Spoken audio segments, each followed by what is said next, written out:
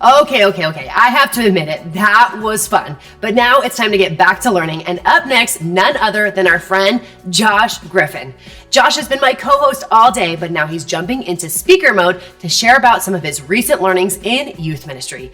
He's a junior high minister with more than 30 years at 3 churches. And while I do love to give him a hard time, I promise he's actually super sharp. Please welcome Josh Griffin.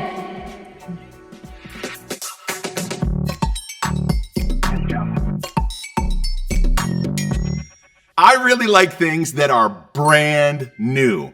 Now, I was a second-born kid, so shout out to all the middle children out there. Let's go.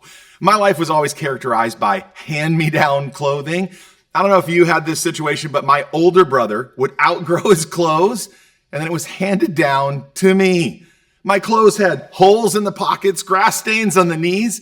My mom, this is weird, she even allowed for hand-me-down underwear, a different kind of stain. That should be reported to Child Protective Services. Not cool. Now, as an adult, I've never been confused with being a fashionista. I like to dress comfortably, but I do love new. The only thing I don't love about new is being new somewhere. Ugh. Like being new in a group or uncomfortable in a gathering that's different. No, thank you.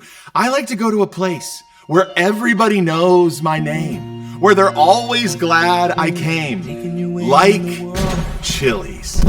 What a great restaurant for the whole family. You don't have one near you. I'm sad for you because you are never new when you're at Chili's. No, this training is not sponsored by Chili's and their delicious baby back ribs. I love my baby back. I love my Sorry. Let's talk about when new teenagers show up at your youth group. We've all been new somewhere before, right? Whether it's showing up for the first time at a new dumpling restaurant in town. Why do all of my illustrations involve food? I don't know what's going on here. Or you're going over to someone's strange house or a stranger for the first time. It can be challenging to fit in and find your place when you're the newbie. Now, I've been thinking a lot about this lately. The idea of being new and first impressions at youth group and how we can make students feel welcome when they show up at church or youth group for the first time. I've done a little research on this current teenage generation too. The academics are also telling us that teens are literally dying because they can't find a place to belong. So what if I told you there's something that you and I can do to help students feel seen and feel like they belong?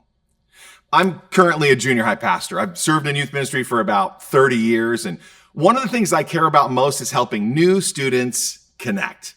I know that if a kid has a meaningful connection the first time they visit youth group, it creates a huge bridge for them to walk across in the future. If we miss that critical moment, when they're deciding what this place is all about, they may never come back. Everyone knows your first impression is everything.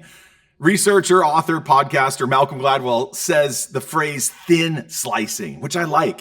It just means that students are making many assumptions about the whole youth group and the whole experience just by looking at a small part. So because of this, we got to make sure students feel connected.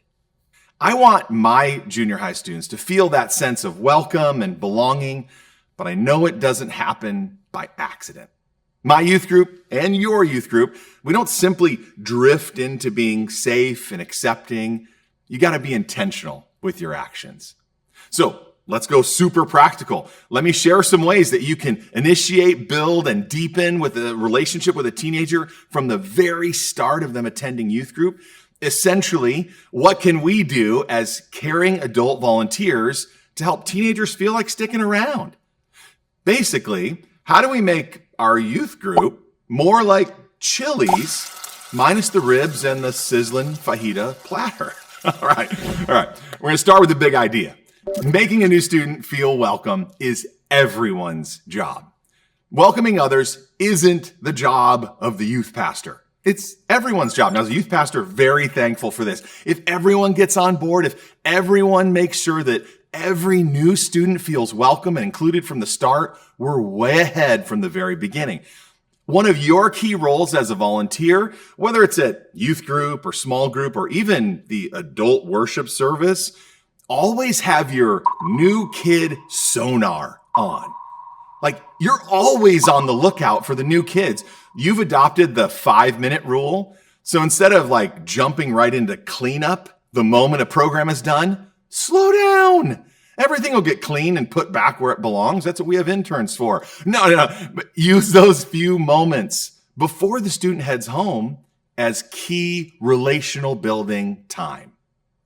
A ministry where every volunteer is looking out for newcomers, that's a place kids want to be.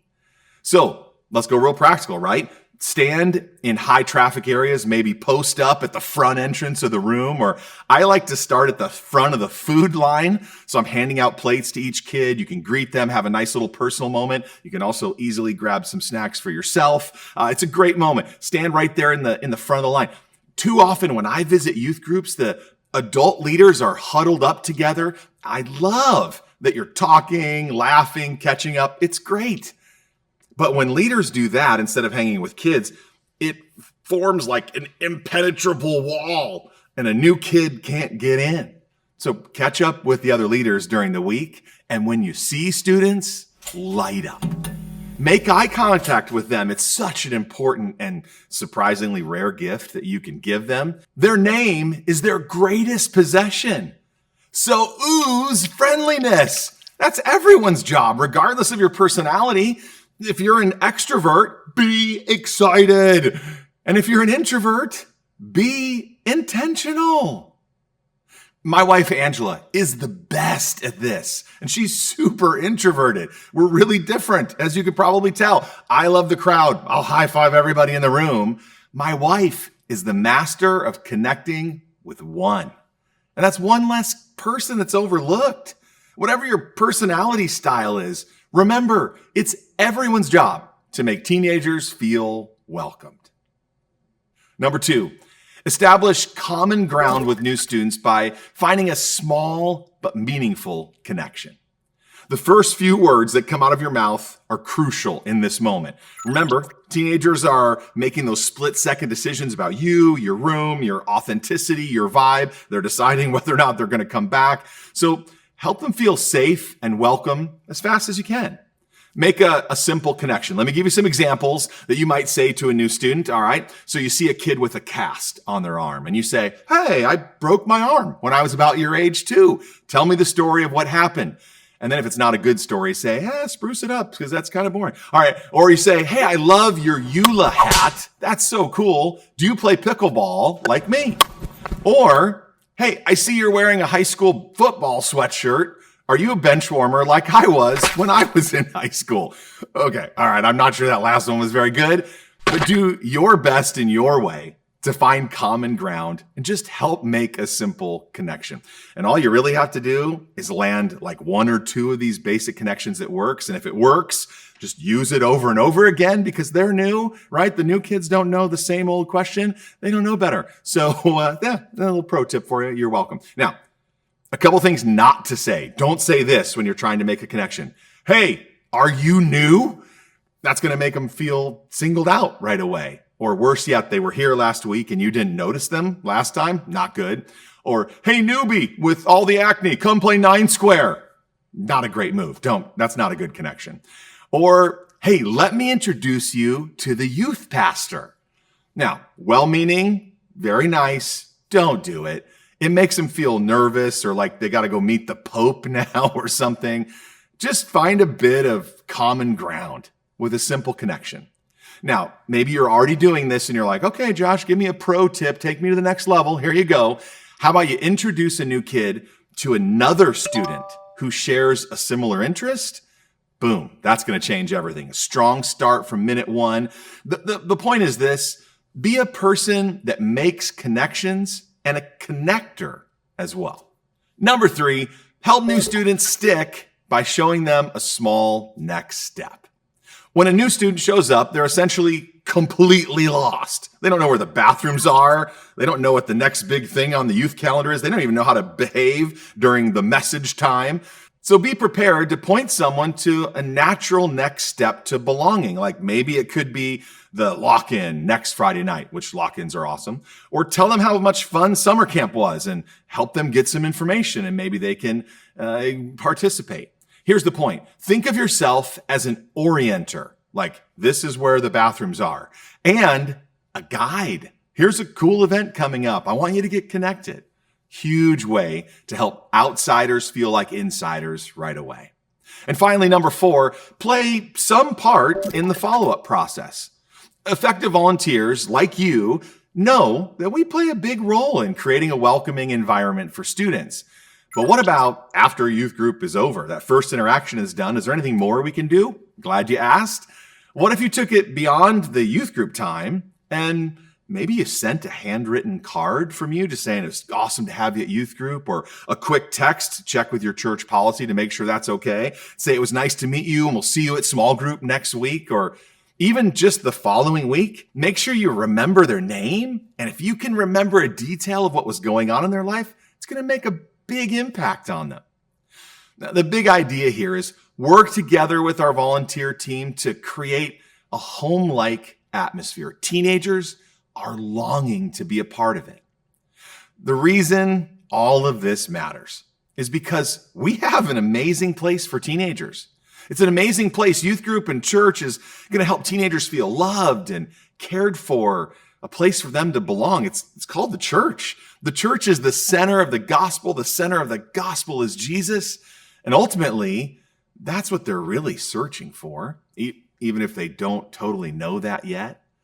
When they step through the doors of your youth group or attend the next big activity that you created and you're so proud of, teenagers are really looking for love that's unconditional. They're looking for a grace that knows no boundaries. They're looking for forgiveness that includes their mistakes. They're looking for a relationship with the Savior of the world. And we get to play a part in that story of them knowing and following Jesus. So here's your challenge this week. Be on the lookout for new students and be intentional to spot them and help them belong.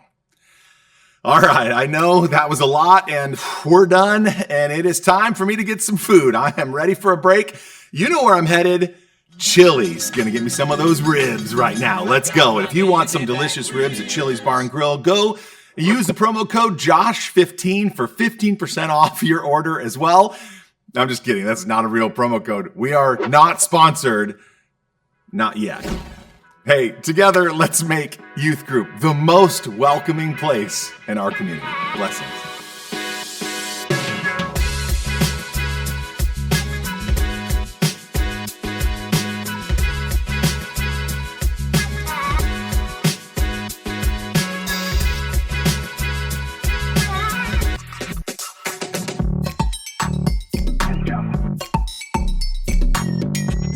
Well, hey friends, I'm Jessica Sanchez, and I've had the privilege of serving teenagers and volunteers just like you for over 2 decades. I'm currently a volunteer at my church. It is a huge joy to be here with you today. All right, let's start with a little group poll, shall we? Raise your hand if you consider yourself having a type A personality. Okay, I see you. Now, if you don't know what type A is, then you probably aren't. Type A means you like structure. You thrive in perfecting something and then making that perfect thing even more perfect. You're the person who has that spotless car interior, but you still say, oh, sorry for the mess, because there's one McDonald's drink cup in the cup holder and you feel like an absolute slob. Now, who are my type B people? Raise your hands. Okay, I see you in the back. My type B friends traditionally feel more comfortable with a bit of disorder. They might even be spontaneous and they don't sweat the small stuff. If you're type B, your car is basically a rolling time capsule of snacks, dog hair from that one pet sitting gig, and at least 3 water bottles you swear you'll take inside someday. Someday. Well, no matter if you're type A, type B, or you want to create your own type C, here's the deal. You are wanted and needed in youth ministry. Now, I am a proud type A. I create incredibly detailed to-do lists. And I know it sounds weird, but my type A people will get me. I'll even add things to my to-do list that I've already done because the experience of profound joy that I get when I check something off as completed is just, it's deep. It runs deep. My type B people are probably thinking, you are one sick lady. And to that I say, you're not wrong. I firmly believe that there is a right and a wrong way to put toilet paper on the holder. Scripture tells us the flap goes over, not under. And there's nothing quite like the satisfaction of a perfectly stocked and organized pantry after a big Costco haul. Can I get an amen? But over the past 20 years in ministry, I've noticed one thing that's difficult for all personalities, regardless of whether you love structure or way more go with the flow. It's hard for everyone when things don't go according to plan. And for those who thrive on structure, we instantly feel unsettled when things go off course. And for others, maybe we can go with the flow, but even our version of the flow can go way off the rails. No matter how you're wired, you have expectations of how things should go. And when reality doesn't match, it can totally throw us off. If you've spent any time working with teenagers, you know exactly how often that happens. Maybe the small group conversation goes completely off topic, or the night just takes a turn you weren't expecting. And when that happens, the natural instinct is to hold on tighter, to stick to the plan, to push through the curriculum and get to the outcome we were aiming for. And I get it. You spent time preparing, studying for the lesson, making a plan for the night. It is hard to let go of that. And pivoting can feel downright scary. What if I let go of my plan? Then what? What if I don't know what to do next? What if I make the wrong call? What if the whole night just falls apart? What I've learned from watching amazing volunteers is that the more we hold on to our own plans, the more difficult it is to open our hands to what God may be doing instead. And there's nothing wrong with having a plan, but if I'm too locked into how I think things should go, hello, type A, then I risk missing the unexpected and personal work that God is doing right in front of me. And that's why I believe two of the most important qualities for an effective volunteer youth leader are flexibility and discernment. You see, flexibility allows us to pivot when things aren't going as expected. When we embrace flexibility, here is what we are saying to God. I trust you, God. You are in control and nothing happening right now is catching you off guard. I will go and I will lead my students where you want us to go. And discernment helps us recognize when we need to adjust the plan to what God may be doing or press forward with the original plan. Now, not every youth gathering requires a pivot, thank goodness, but during your preparation, you can pause and ask God's Spirit to guide you. When you ask for discernment, here is what you're saying. God, I don't want to do this alone. I want to serve the teenagers you've entrusted to me, not on my own strength, but through the power of your Holy Spirit. I am fully dependent on you. And if we don't have these two things, flexibility and discernment, then we risk putting our agenda above God's agenda. And I don't know about you, but I never want to be the leader who is so locked into my own plan that I miss what God is trying to do in a student's life. But let's be honest, things will go off the rails sometimes. That's just part of youth ministry, right? And as we grow in flexibility and we deepen our discernment, it's also helpful to have some practical tools to navigate those moments. So what does this actually look like when you're leading a Bible study or teaching a Sunday school class or just guiding a small group conversation? What can we do in the moment when things go sideways? How do we not only bring order to chaos, but also help teenagers truly connect with God and each other? Well, here are some practical strategies that have helped me along the way. Number one, recognize when it's best to pivot. Being flexible is a good skill to develop, but how do you know when it's time to be flexible and switch things up? Well, here are some signs. When students are checking out mentally and emotionally and giving one-word answers or just not responding at all. Ouch. Or when the group is entirely way off track and it is clear that no one is coming back on their own. Or when something unexpected happens, like a student shares something vulnerable or a conflict arises or something major happens and it's a total distraction. We've all have our stories, right? And the type A's have even written about them and documented them. If you notice any of these signs, it's time to pivot. Number two, re-engage disinterested students. We've all been there. Those moments when a lesson just isn't landing and students are just struggling to engage. And you start seeing those blank stares, the side conversations, those glances down at their phones. When that happens, don't panic. Let me suggest a few strategies to help bring them back in. If something feels forced, call it out in a casual way by saying something like, okay, it seems like this just is not landing. This topic is not landing with this group. Then ask an open-ended question like, what's actually on your minds tonight? Some of the best small group gatherings that I've been a part of have happened when students have answered this question and we've connected the dots back to Jesus. Something else that you can do is change up the format. Try a quick game, change up the scenery, maybe move the group outside or to another space, or rather than doing a whole group discussion, have students pair up and discuss and pray together. Number 3, bring everyone back from a tangent. Sometimes students take the conversation in a completely different direction. Like, how did we go from reading the book of Jude to debating whether or not Adam and Eve had belly buttons? I'm not sure.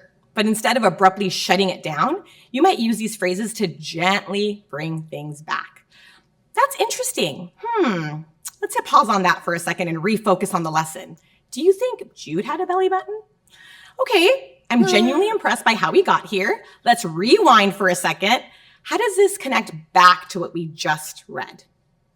Now, these responses may work when a tangent is just a distraction, but sometimes what seems to be a tangent is actually a trail our students are laying out for us. They're giving us a glimpse into what they're really thinking about or struggling with. So how do you respond when the detour is leading to a much needed conversation? Number 4, follow where students are going. This is where discernment becomes invaluable. Sometimes our students lead the conversation somewhere we weren't expecting, but it's exactly where it needs to go. And in those moments, how do we respond?